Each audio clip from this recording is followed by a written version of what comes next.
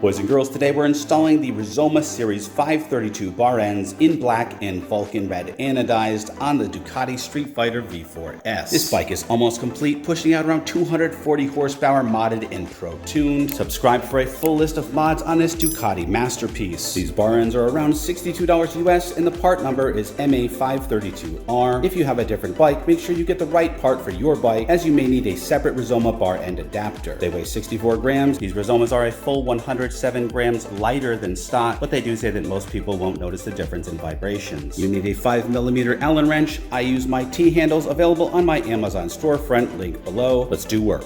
Be sure not to take out the screw completely from the OEM so that the cartridge doesn't get accidentally stuck inside. Slide on the cylinder, washer and nut. Okay, I'm going to tighten mine a little bit with a rubber mallet, gently.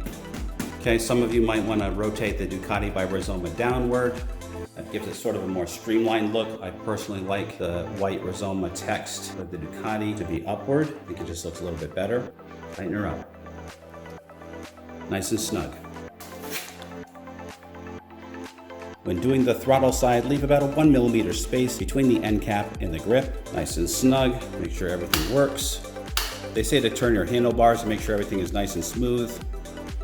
All set. 5-minute mod to make your Street Fighter all the more beautiful. Be sure to subscribe for more Mustangs, motorcycles, and man stuff. Always remember the motto, always be kinder than necessary, and I will see you in the next one.